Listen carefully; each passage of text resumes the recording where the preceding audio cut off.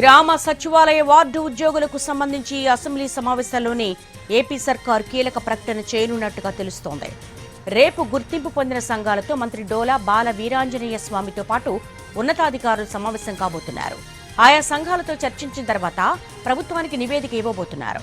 Engineering, BC, SC, ST welfare శాఖల్లో గ్రామ ward సచివాలయ ఉద్యోగులను తీసుకునే ఆలోచనలో ప్రభుత్వం ఉన్నట్టుగా తెలుస్తోంది. ఇవి కాకుండా ఇతర శాఖలకు వెళ్లే ఆలోచనలో ఉన్న వారిని ఆన్లైన్లో ఓటింగ్ నిర్వహిస్తున్నాయి కొన్ని సంఘాలు.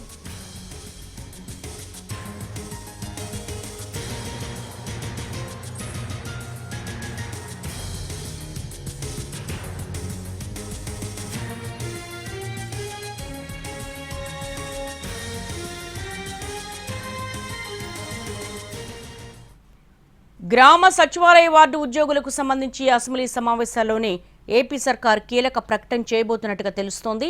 మరిన్ని వివరాలు మా ప్రతినిధి ప్రసన్నని అడిగి తెలుసుకుందాం.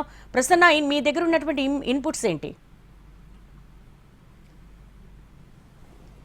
దేవి, ఓవరాల్గా గ్రామ వార్డు సచివాలయ ఉద్యోగులకు సంబంధించి ప్రభుత్వం అసెంబ్లీ సమావేశాల్లో ఒక ప్రకటన చేయడంతో పాటు ఈ రేషనలైజేషన్ మీద కూడా ప్రధానంగా దృష్టి పెట్టింది. అంటే గ్రామ వార్డు సచివాలయ ఉద్యోగులు అంటే ఆయా గ్రామాల్లో సచివాలయాల్లో ఉన్న మిగులు ఉద్యోగులకు సంబంధించి ఎలాంటి నిర్ణయం తీసుకోవాలి, వాళ్ళని ఎక్కడెక్కడ అడ్జస్ట్ చేయాలనే దాని మీద రేషనలైజేషన్ చేస్తుంది. అందులో భాగంగా కొన్ని శాఖల్లో ఇంజనీరింగ్ శాఖలు కావచ్చు, లేకపోతే సాంఘిక సంక్షేమం, బీసీ, ఎస్సీ, ఎస్టీ వెల్ఫేర్కి సంబంధించి కొన్ని శాఖల్లో వీళ్ళని పెట్టాలని నిర్ణయం తీసుకుంది. రేపు మంత్రి డోలా బాల వీరాంజనేయ స్వామి దీనికి సంబంధించి ఒక సమావేశం కూడా ఏర్పాటు చేశారు. గుర్తింపు పొందిన గ్రామ వార్డు సచివాలయ ఉద్యోగులందరినీ పిలిచి వాళ్ళు యాక్చువల్గా వాళ్ళు పడుతున్న ఇబ్బందులు కావచ్చు, లేకపోతే వాళ్ళు ఏ డిపార్ట్మెంట్స్కి వెళ్తున్నారు ఏంటి అనే దాని మీద ఒక డీటెయిల్డ్ నివేదిక కూడా తయారు చేయనుంది ప్రభుత్వం. రేపు మంత్రితో పాటు ఉన్నతాధికారులు కూడా ఉంటారు.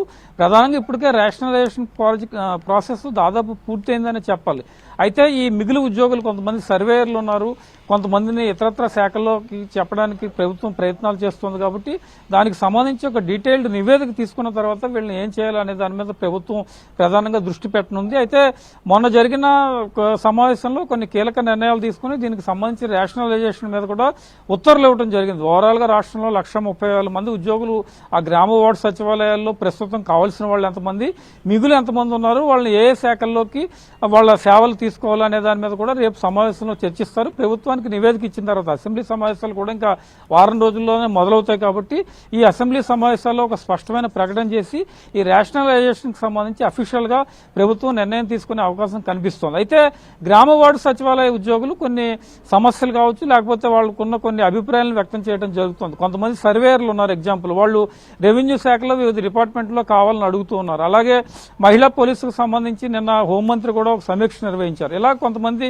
వాళ్ళు ఏ శాఖల్లో కావాలని అడుగుతూ ఉన్నారు. కొంతమంది ఆన్లైన్లో కూడా ఓటింగ్ పెట్టుకున్న పరిస్థితి అయితే ప్రస్తుతం మనకు కనిపిస్తున్న సిచ్యువేషన్ ఉంది. కాబట్టి వాళ్ళు ఏమేమి అభిప్రాయాలు చెప్తారు, ప్రభుత్వం ఏం చెప్పదలుచుకుంది, ఏ శాఖలను వీళ్ళు పంపిస్తారనే దాని మీద డీటెయిల్ గా నివేదిక ఇచ్చిన తర్వాత అసెంబ్లీ సమావేశాల్లో ప్రకటన చేసి ప్రభుత్వం ఒక స్పష్టత ఇచ్చే అవకాశాలు అయితే మనకి కనిపిస్తున్నాయి.